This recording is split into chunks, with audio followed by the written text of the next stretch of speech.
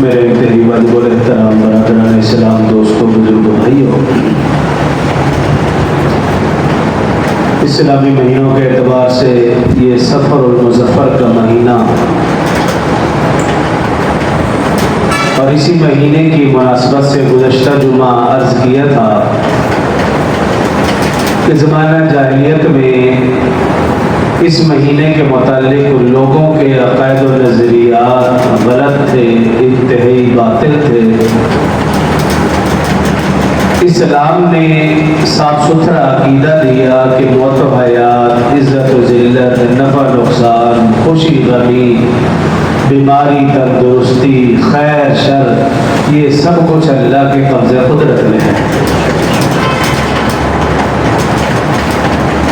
نحوست اور رحمت کا تعلق انسان کے اپنے اعمال سے ہے۔ اگر انسان کے اعمال درست تو رحمتیں اور برکتیں، اور اگر انسان کے اعمال درست نہیں تو پھر نحوستیں ہی نحوستیں۔ کوئی بھی چیز، کوئی چرند پرند، جگہ، کوئی جانور، کوئی مہینہ، کوئی دن برا اور منحوس نہیں۔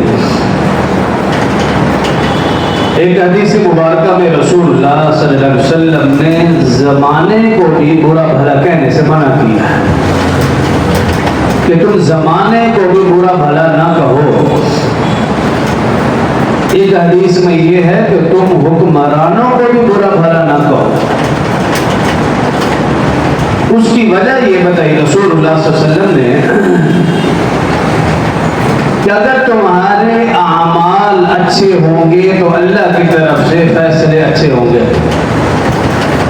اور اگر تمہارے اعمال برے ہیں تو اللہ کی طرف سے فیصلے بھی ویسے ہی ہوں گے۔ 22واں پارہ قرآن پاک کی جو آیات مبارکہ تلاوت کی ہے، الیہ یصعد الکلم الطیب والعمل الصالح یرفعہ، اسی آیت مبارکہ میں اللہ پاک ارشاد فرما رہے ہیں جو تم اعمال کرتے ہو وہ مجھ تک پہنچتے ہیں، اور جیسے اعمال پہنچتے ہیں ویسے میں فیصلے اتارتا ہوں۔ اگر اچھے اعمال پہنچیں گے تو اچھے فیصلے اتریں گے، اور اگر برے اعمال ہوں گے تو پھر ویسے ہی فیصلے اتریں گے۔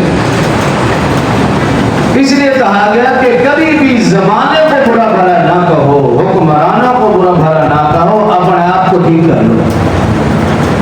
میں اور آپ ٹھیک، ہمارے اعمال ٹھیک، فیصلے بھی اچھے، حکمران بھی ٹھیک، ماحول بھی ٹھیک، زمانہ بھی ٹھیک، ہر چیز درست۔ اگر میں اور آپ اپنے آپ کو ٹھیک نہیں کریں گے تو پھر اللہ کی طرف سے فیصلے بھی ویسے ہی آئیں گے۔